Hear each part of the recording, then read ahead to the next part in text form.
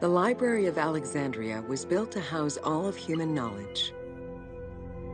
At its pinnacle, the library was believed to contain over 700,000 parchments.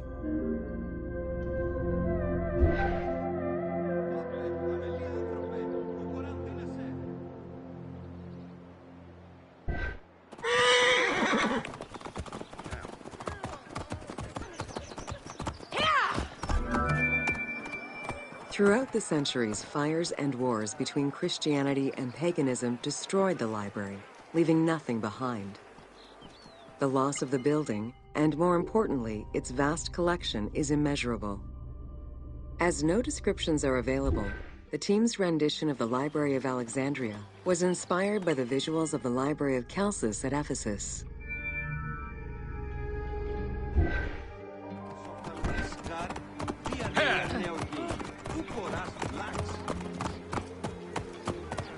Whoa.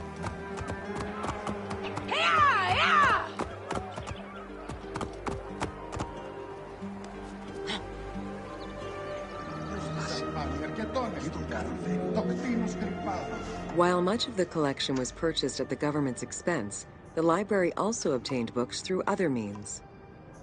Any books owned by travelers coming through the city were seized to be copied for the library. The copy would then be returned to the owner, and the original entered into the library's collection.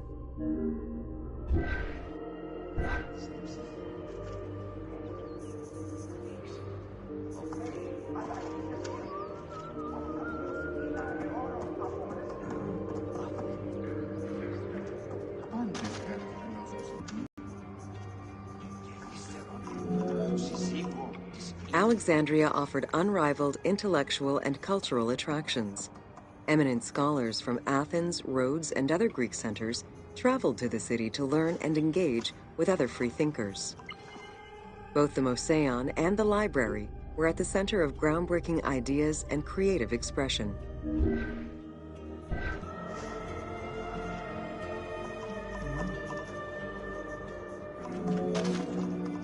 The great minds of antiquity were usually well versed in many disciplines, which were often associated to specific schools of thought. The Peripatetics, the Stoics, and the Cynics were among the most well-known schools of the time. It is clear that Alexandria lived up to its fundamental role as a city for intellectuals, nurturing many great minds whose impact reverberates through our modern world.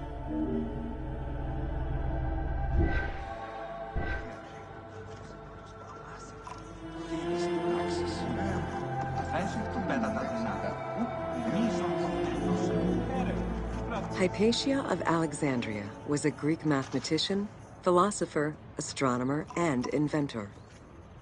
Though born in Greece, she eventually migrated to Alexandria, like many great minds of the time. It is there that she became the head of the Neoplatonist school of Alexandria. From most accounts, she was highly respected by her fellow Alexandrians, both as a teacher and a philosopher. With her death, the age of great ancient scientific discoveries came to an end.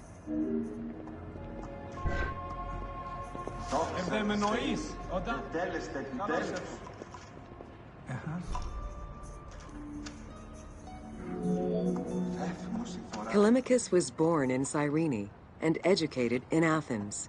After his studies, he moved to Alexandria to work in the Great Library. A poet and a critic, he strongly rejected the epic format of Homeric poems, and instead fervently supported a shorter, more judiciously formulated style of poetry. His epigrams and elegiac poems were emulated by later poets. His work was extremely popular, second only to Homer's own works.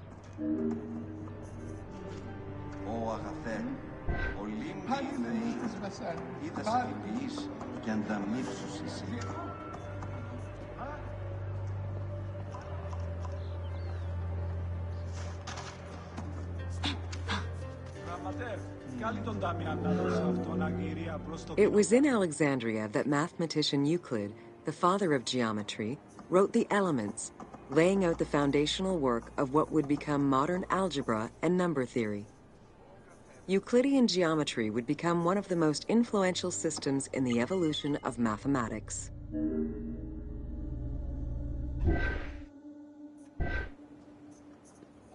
δάσκαλε. Τους πέδας μου διδαχθήν ποίηση και όρχηση και μουσική. Αύξησε τον αριθμό των αχθοφόρων δούλων με όσα το εμπόρευμα... Γραμματεύ, έγρευθείς προς τον εφορία να εκπληρώσεις τα ετήσια τέλη εισοδήματος. Έγκρινον απαιτία πείστε έσχος κατάστασης τι... How do you calculate the circumference of the Earth? With a camel, 2 sticks, and shadows cast by the sun. This is what Eratosthenes of Cyrene described in his principal work, Geography, while he was director of the Great Library of Alexandria. He is credited for the invention of the armillary sphere around 250 BCE.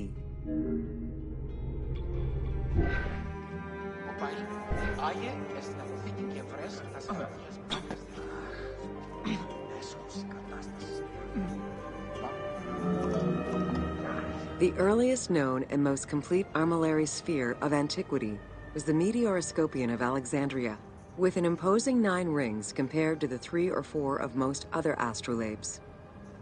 Known as the zodiac krikatoi amongst the Greeks, the Meteoroscopion was used to determine the location of celestial bodies around the Earth.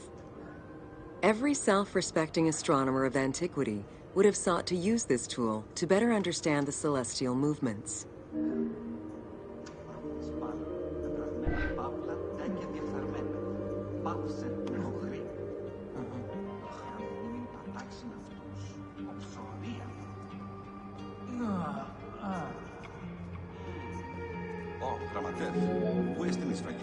Pythagoras of Samos was a well-known and respected philosopher and mathematician.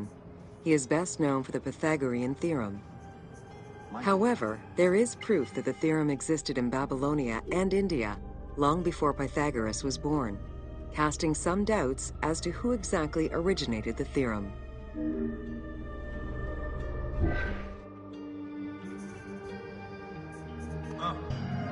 Φέρε τον ημών χιτώνα και τα υποδήματα. Είναι εντυθώ, δε και υποδηθώ.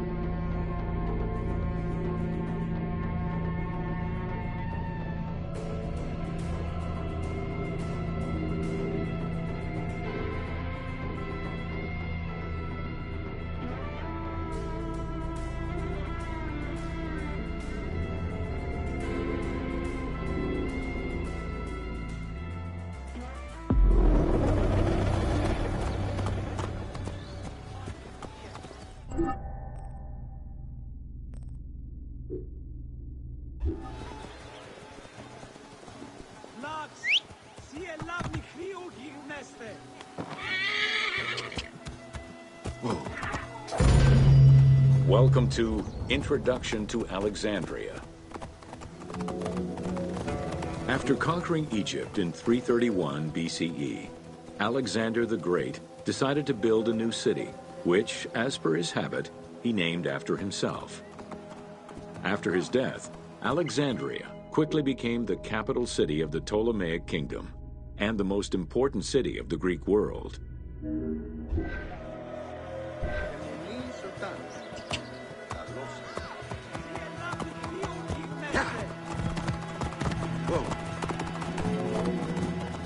The city was built between the Mediterranean Sea and Lake Mareotis, which resulted in Alexandria becoming a crucial cultural hub and trading center.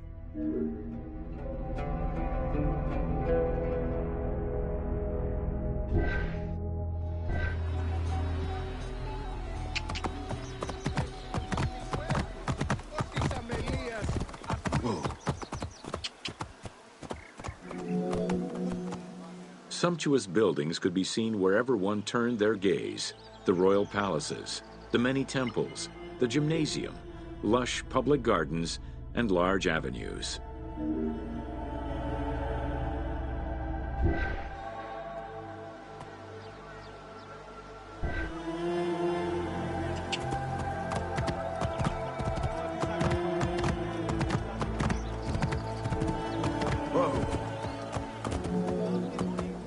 With its incomparable beauty and advantageous geographic location, Alexandria attracted foreigners, intellectuals, and traders.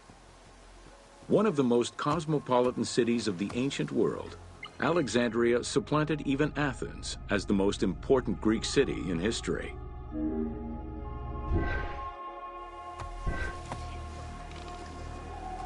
Whoa. Yeah. Egyptian obelisks were highly prized by Roman architects. While Roman design previously favored the use of a single monument, Egyptian obelisks tended to come in pairs and were generally located at the entrance of temples. Several ancient Egyptian obelisks are still in existence today, though many are spread out across the world in locations such as Paris, Rome, New York, and London. All of this shows that Alexandria was significantly influenced by the rich past of Egypt. Yeah, yeah.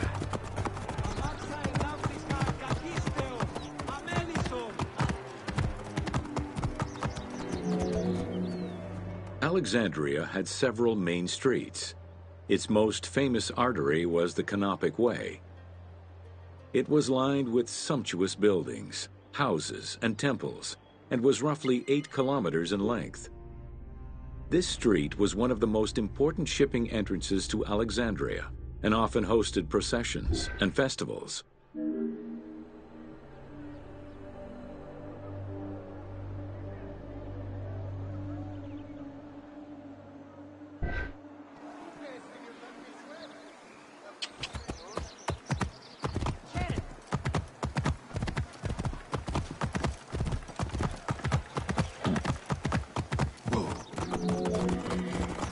The width of the street, 30 meters, was abnormally large even by Greek standards. This is likely because the Canopic Way was made in a short span of time and based on an urban plan, as opposed to being slowly built over time, as was usual for the era.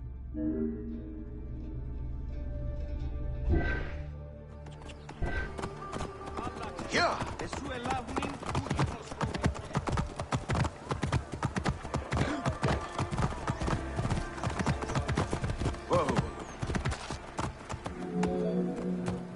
The Canopic Way originated in the western cemeteries, skirted the gymnasium, and then exited the city to head east through massive doorways towards Canopus. This structure was known as the Canopic Door.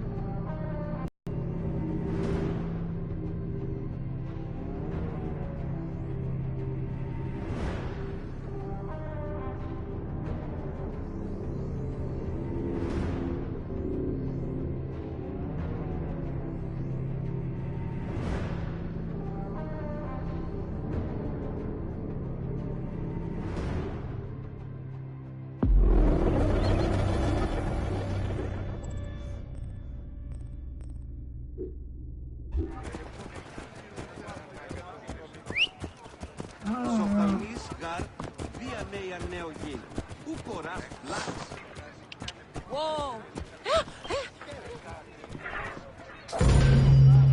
Welcome to Alexandria.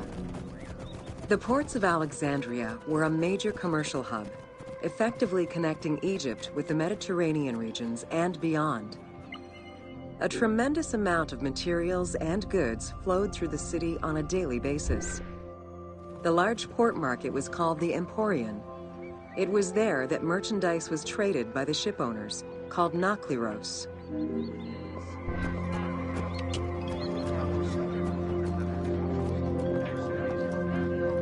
Yeah!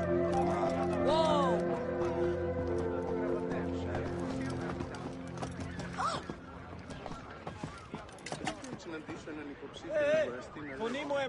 Έρχεται!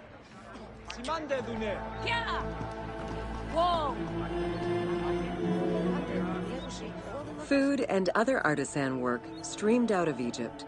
Ceramics, glass, golden rings, and minted coinage.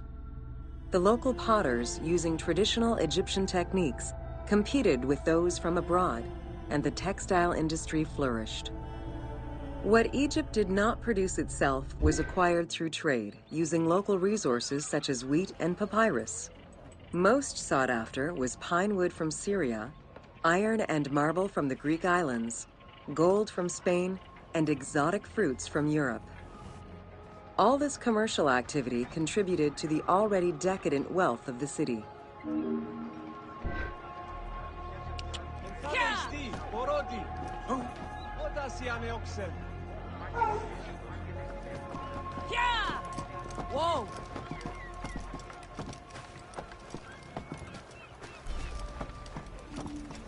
Yeah!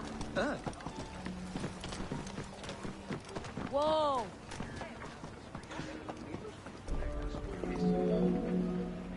The wood imported to Port Mareotis through Alexandria's seaward ports was used in the nearby shipyards, where most of Egypt's ships were built. Employing tens of thousands of shipbuilders, the shipyards contributed to establishing the Egyptian fleet as one of the mightiest of the era. Any wood not used in shipbuilding was further disseminated through Egypt for various purposes.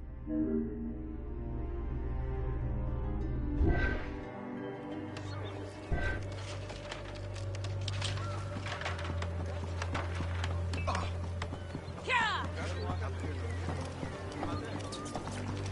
Whoa! Yeah! Μάλα. Yeah! Whoa! Yeah!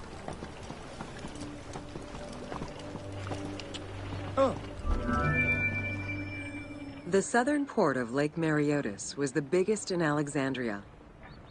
Save for a branch angling westward, the lake's size in the Ptolemaic era was roughly 40 to 50 kilometers from north to south. Its waters were maintained by a steady runoff from the Nile. In addition to the lake, a man-made canal was created to assist in the transfer of goods from the city to the port using barges, though it is not represented in the game due to its size.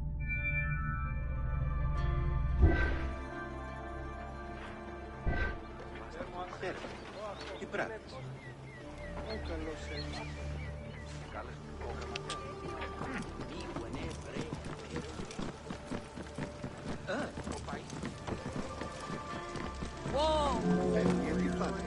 Banking was one of the most distinctive innovations brought by the Greeks to Egypt. The centerpiece of Alexandria's wealth was the royal systematization of taxes on almost everything. Basic items such as salt, oil, beer, wheat, and linen were heavily taxed. As a result, the royal treasury of Alexandria was able to ensure the economic stability of most of the administrative areas of Egypt.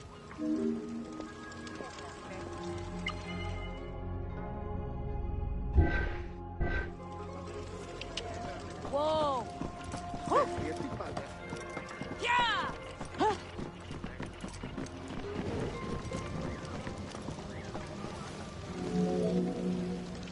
By the late 12th century, the channel feeding the lake from the Nile silted up.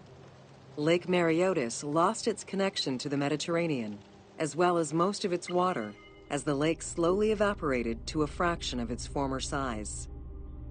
In modern times, Lake Mareotis is being kept alive through irrigation. However, only about 17% of its original size remains.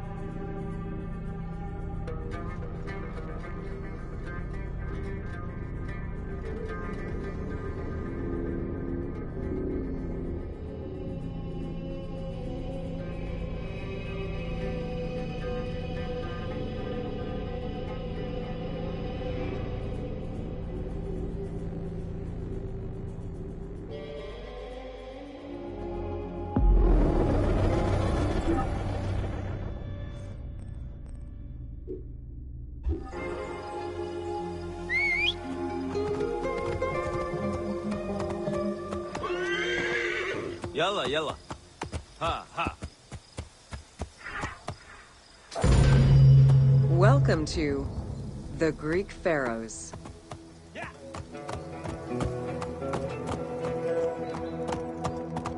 Yeah. Hard. Yeah.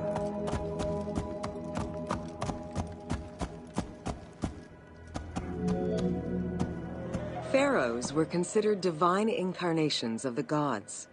As an avatar of the gods living on Earth, the pharaoh's role was to preserve fundamental values and universal harmony by removing chaos, Izfet, and ensure that justice, Mot, prevailed. The pharaoh, by divine ancestry and through multiple offerings, was the bond that unites the world of men to the world of the gods and allows the maintenance of the cosmic order.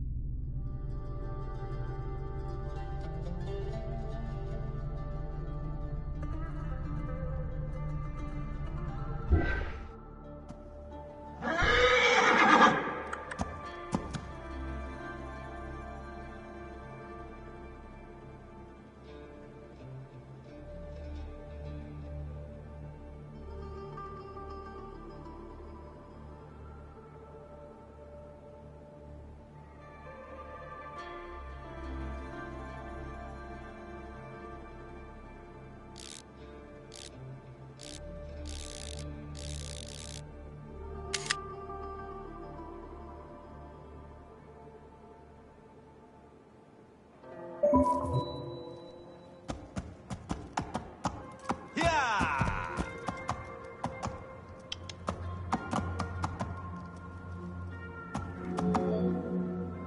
The Ptolemaic dynasty reigned over Egypt from 305 BCE to 30 BCE.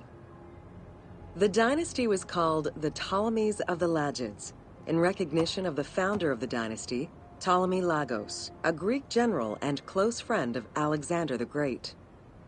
While Macedonian, Ptolemy Lagos understood that to be accepted by the Egyptian people, he would have to adopt their traditions. Upon assuming the title of pharaoh, he changed his name to Ptolemy I Soter, meaning savior.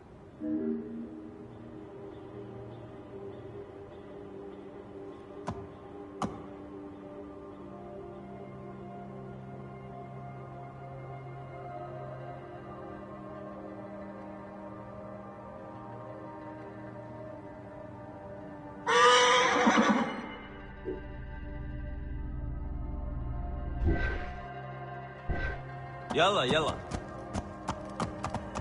أخد. Yeah. Born in 356 BCE, Alexander the Great went through a hasty education in the affairs of the kingdom before integrating into the Macedonian army, where he quickly rose through the ranks.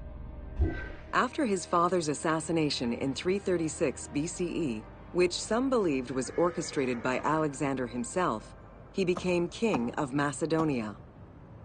Ruler of a unified kingdom and leader of a large army, Alexander set his sights on conquest. Eager to reclaim the Greek cities of Asia Minor, he took on the Persian forces, earning victory after victory.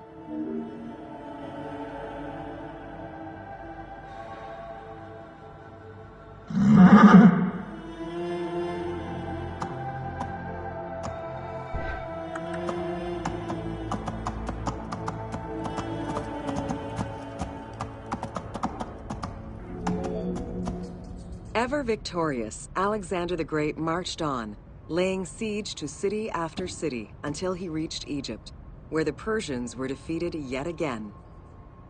Viewed as a liberator by the Egyptian people, Alexander decided to become pharaoh in due form. He traveled to Thebes to make a sacrifice to Apis, then went to the oasis of Siwa, where he was proclaimed son of Amun.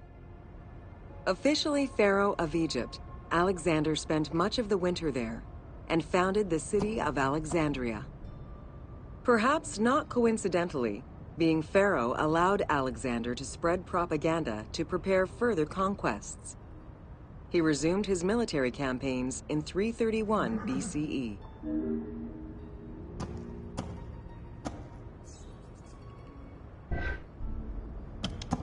Yeah!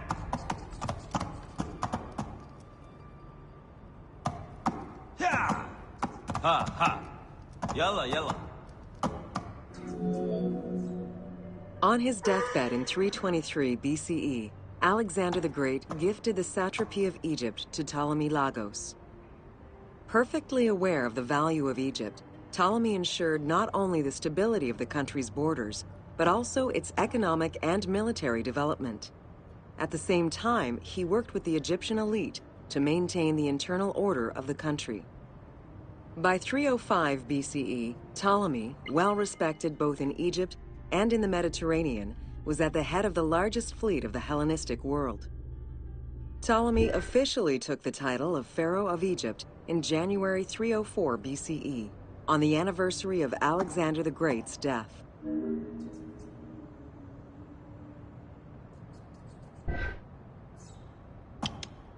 Yeah! Achet, achet!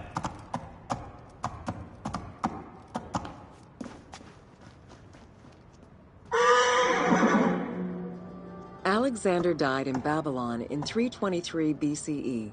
His remains were placed first in a solid gold sarcophagus, and then within another. The casket was carried in an ornate custom wagon, gilded and set with precious stones, and pulled by 64 mules crowned with gold. The funeral procession was diverted to a grandiose temple in Alexandria, built in the conqueror's honor under the orders of Ptolemy I.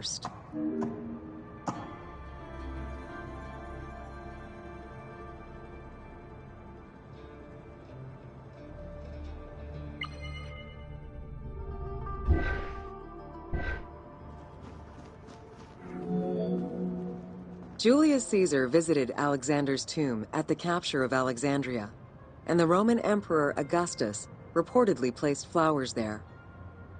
However, though many powerful leaders claim to have visited it, the tomb's location has gone missing from history. Some accounts do state that the golden coffin was replaced by a glass sarcophagus, probably by Ptolemy X. It is also implied that Cleopatra may have plundered the tomb in a time of financial crisis.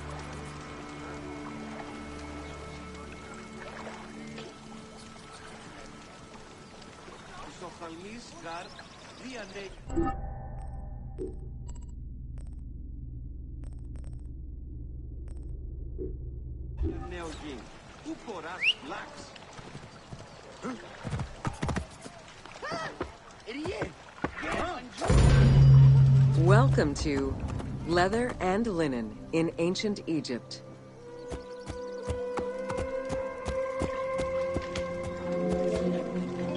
Tanning, a process which dates from prehistoric times, was present although not highly valued in Egypt due to the heat.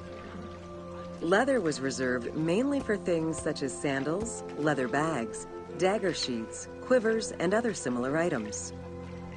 Leopard hides, unlike regular leather, were highly valued and usually worn by priests.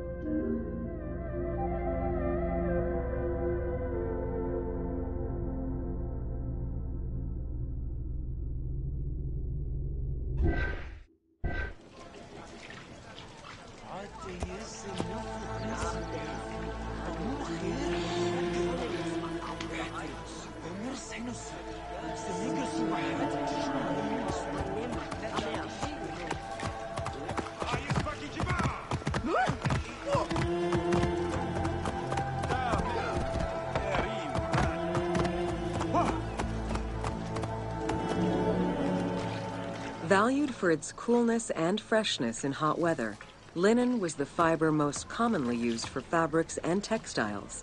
It was produced from flax, which was plentiful in Egypt. Fibers were usually dyed before weaving. While color was used in the production of textiles, dyes weren't commonly used for clothing, and most Egyptians wore white. The color represented spiritual purity, a goal to reach for every day of one's mortal life.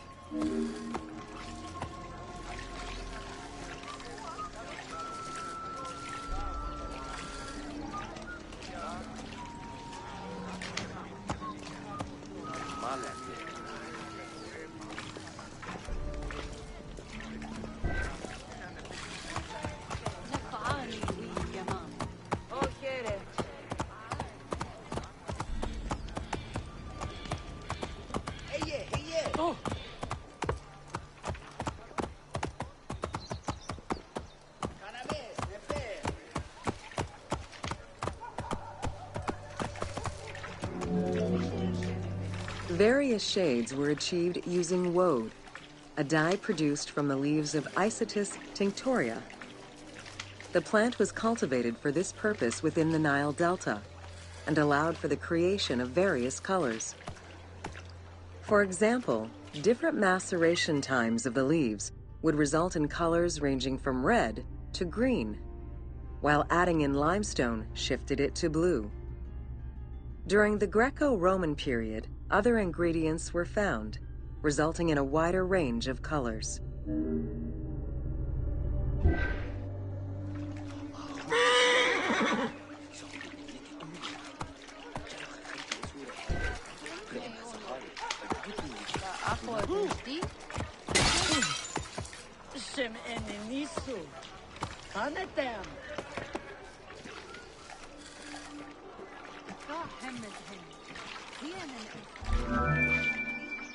This area's style is strongly influenced by the dye baths and tanneries of modern-day Fes in Morocco. This helped Ubisoft envision what such locations might have been like in ancient Egypt. While this tannery is within the city walls, back then they were often found outside the city boundaries. The tanner's trade was considered off-putting by the Greeks, as all these operations resulted in noxious smells.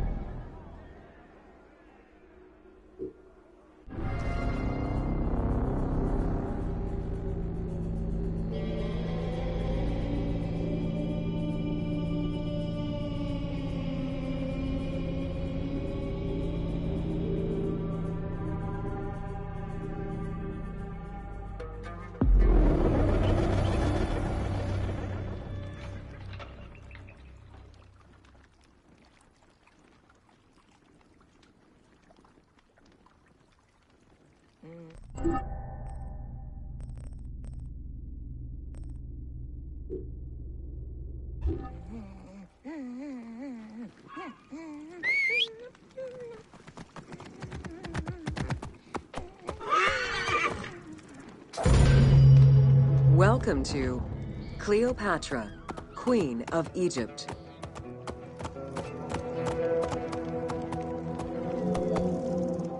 Cleopatra VII Theophilopator ascended the throne in 51 BCE at the age of 18.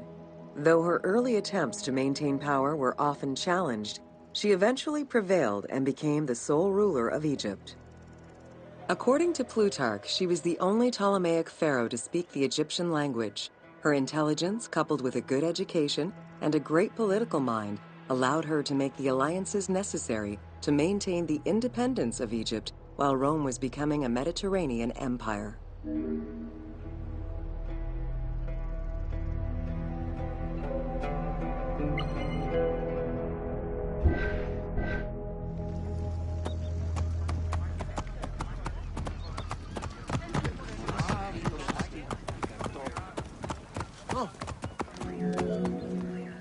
It is important to understand that Cleopatra's knowledge of Egyptian language and keen understanding of the culture allowed her to make powerful ideological reference that resonated with ancient Egyptians.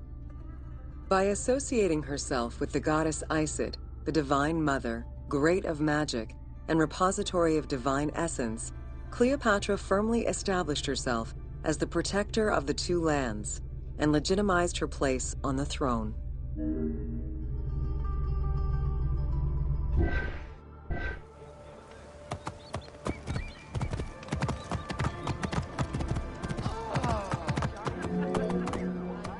Upon his death in 51 BCE, Ptolemy XII Aulus bequeathed his kingdom to his daughter and eldest son, Cleopatra VII and Ptolemy XIII. As was custom, the siblings were married. The new pharaoh was 10 years old, his sister wife 17. The early years of their reign were not easy. Between 50 and 48 BCE, droughts and floods aggravated Egypt's problems. General Achilles and the royal advisor Pothinos kept intervening in the young ruler's political decisions, and eventually colluded to turn Ptolemy XIII against Cleopatra. By 48 BCE, Cleopatra was in exile. During Cleopatra's exile, the Roman Empire was not without its own internal conflict. Caesar and Pompey were at war with one another, and after his defeat in 48 BCE, Pompey fled to Alexandria in the hope of finding refuge. This turned out to be an unwise decision. Listening to his advisors, Ptolemy XIII elected to have Pompey assassinated, his head kept as a gift, in the hopes of acquiring Caesar's favor. This gambit backfired. Instead of earning approval, the murder of a Roman greatly angered Caesar.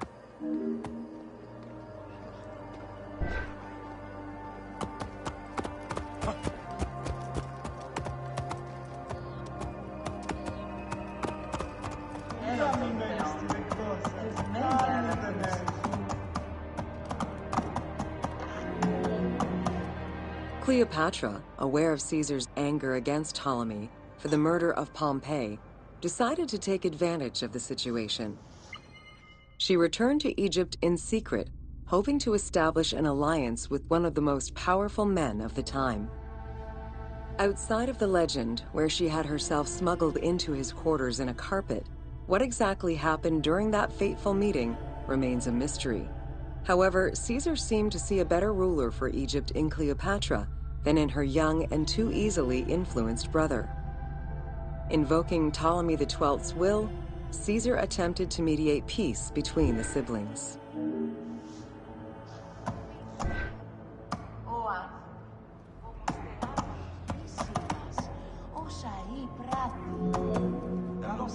Ptolemy XIII was enraged by the turn of events, and his advisors were none too happy to see Cleopatra return. Urged on by General Achilles and Pothinos, the young pharaoh plotted against Caesar and Cleopatra, resulting in the siege of Alexandria in 47 BCE. It was in March 47 BCE that Caesar defeated Ptolemy XIII's forces. The young pharaoh drowned in the Nile after having fled the battlefield. With her opponents dead or powerless, Cleopatra married her other much younger brother, Ptolemy XIV, and finally claimed the throne of Egypt for good. The end of the Alexandrian War also cemented the romantic and political alliance between Cleopatra and Caesar. Είδατε ποιος. Ο βίος σου θέλει βελτιωθεί.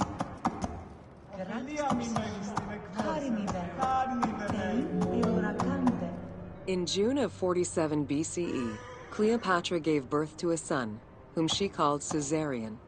Caesar did not accept the boy as his heir, choosing instead his nephew Octavian.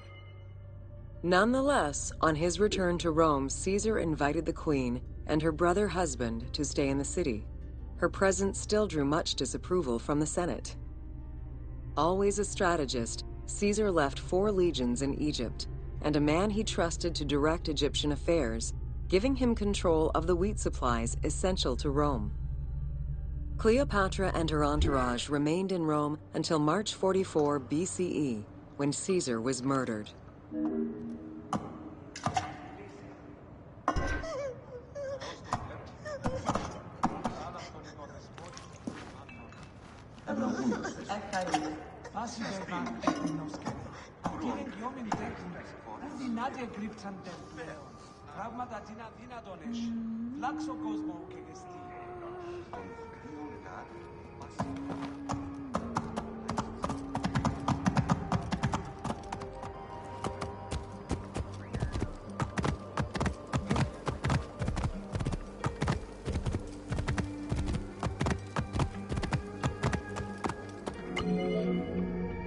Caesar's most faithful ally, Mark Antony, often visited the Queen of Egypt during his stay in Rome. Unlike most, he recognized the legitimacy of Caesarion, the natural son of Caesar. Antony knew he would need the riches of Egypt in order to fight Octavian and claim the Roman Empire. Cleopatra, in return, saw a powerful ally. In the winter of 41 BCE, she arranged a sumptuous tour of Egypt by boat to show Antony the wealth of her country and the power she held as its ruler. A romantic and political relationship followed. The Roman Senate was once again most displeased. To calm spirits in Rome, Antony married Octavia, sister of Octavian.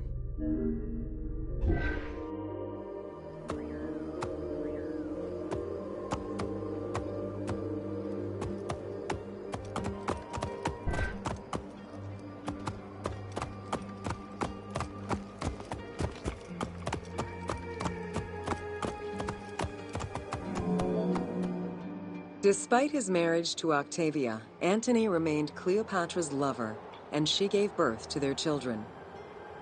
Cleopatra increased her kingdom's territory and started a political propaganda alongside her lover in Egypt and beyond. She hoped to create a Ptolemaic federal empire with Alexandria at its center. Antony eventually repudiated his Roman wife for the Egyptian queen, much to the dismay of the Roman elite. However, while Mark Antony focused on Egypt, Octavian carefully gained military and political ascendancy over him in Rome.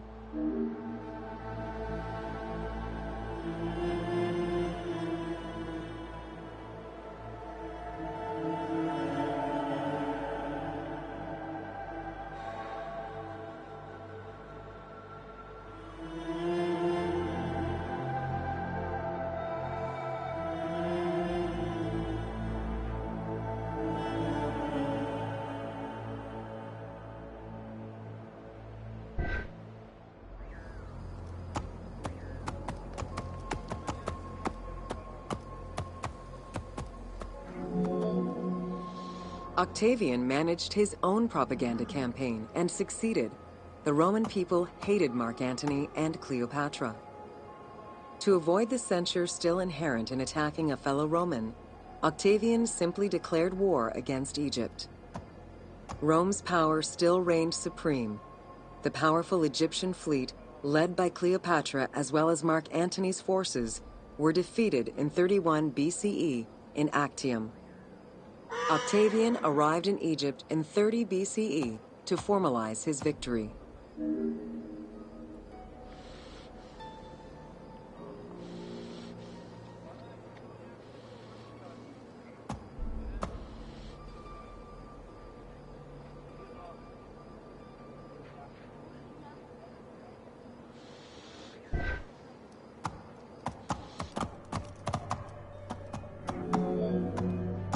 The following events remain difficult to confirm due to the many versions and legends around them.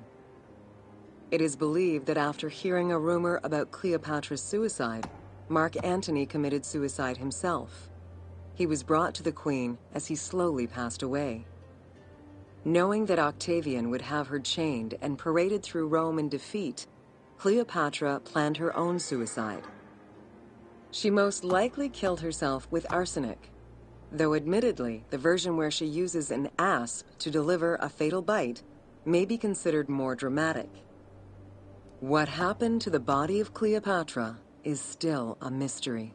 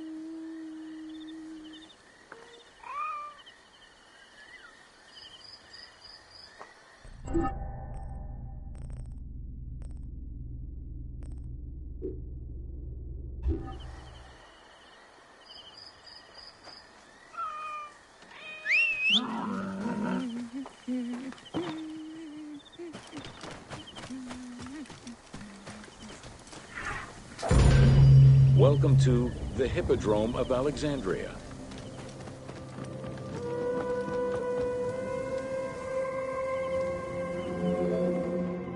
The main hippodrome of the city was called the Legeon, in honor of Lagos, the ancestor of the Ptolemies.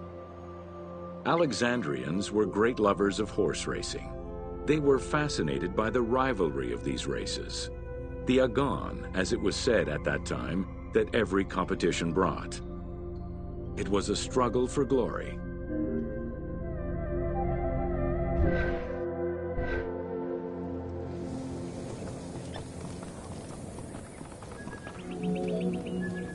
The most important chariot race was the Tethrypon.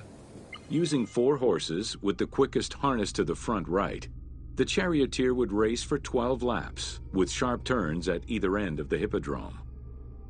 The victors were crowned with garlands of olive and received prize money, but the most sought-after reward was to be acclaimed by the works of poets, such as Callimachus and Pindar.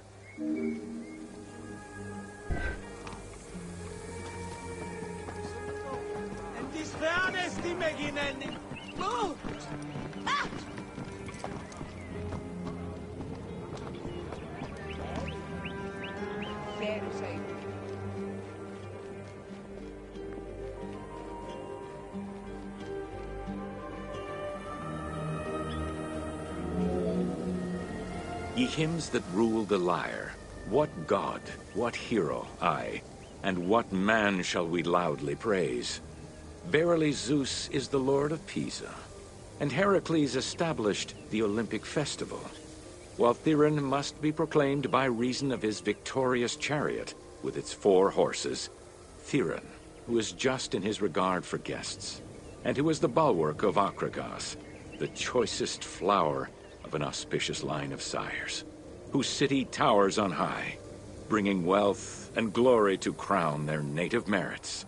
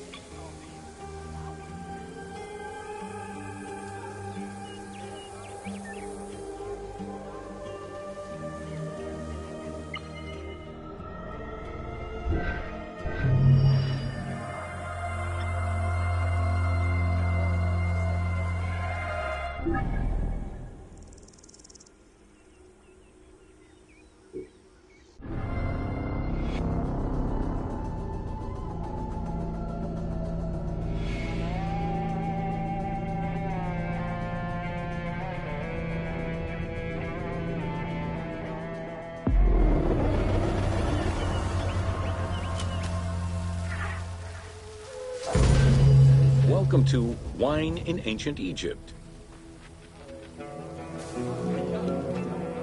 When the god Horus lost his eye in a war with Seth, the ancient Egyptians believed the eye turned into a vine, and the vine's tears became wine. Early texts, dating back to 3150 BCE, contain the hieroglyph for vine. Regarded as extremely valuable, wine was highly sought after by the elite. It was also an essential part of many religious ceremonies.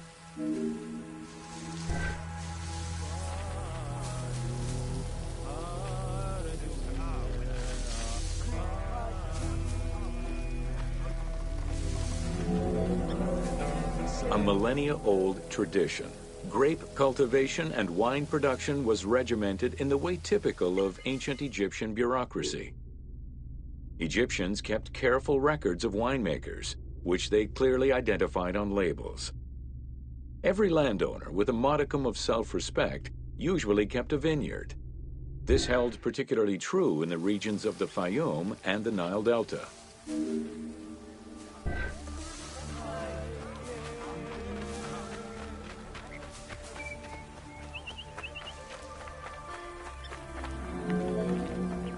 Documentation shows that only certain craftsfolk were allowed to provide the containers required to store and transport wine. That and rigorous quality control checks established for every step of wine production shows that ancient Egyptians knew that the quality and longevity of wine could easily be affected by any number of variables, which they paid careful attention to.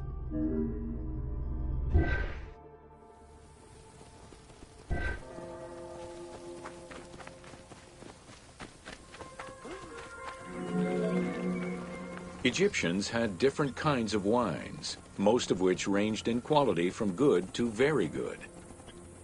The sweet shadeh, to which honey had been added. The soft negem, obtained by drying the grapes in the sun. The ma, reserved for religious ceremonies.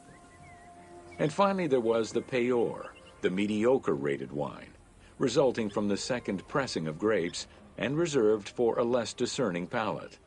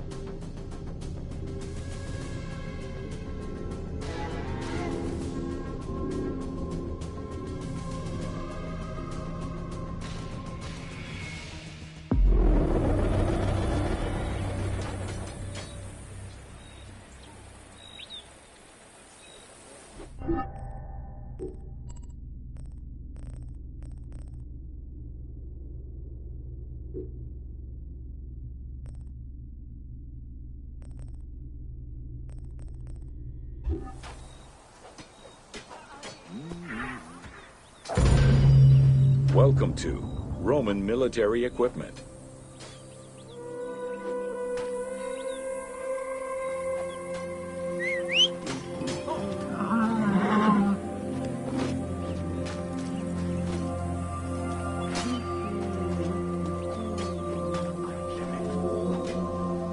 The strength of Rome was directly dependent on its military supremacy and fundamentally militaristic society. Regular citizens, comprised mostly of farmers and herders, joined to protect their land and families. In return for their service, members of this civic army were allowed to vote. Trained to be highly disciplined and obedient to superior officers, citizen soldiers developed a deep sense of loyalty to their city.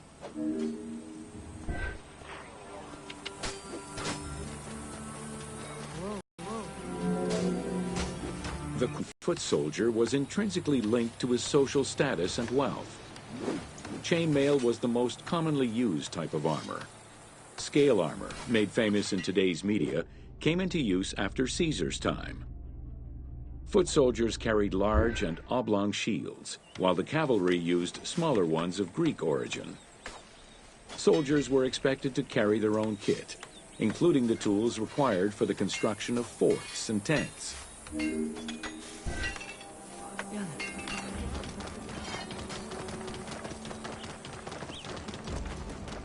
Whoa, whoa.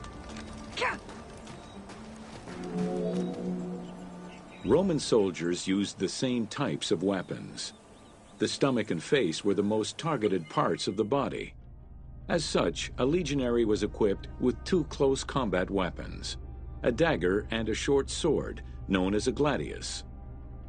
One of the most ingenious Roman weapons was the javelin. Its pyramid-shaped tip pierced the body, while its iron shank was designed to break upon impact, stopping the enemy from throwing it back.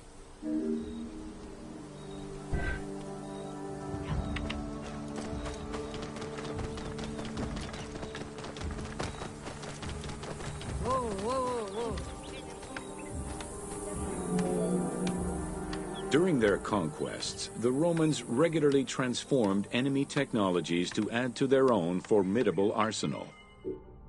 After capturing a Carthaginian vessel, the Romans adopted its better features and constructed a superior fleet of ships.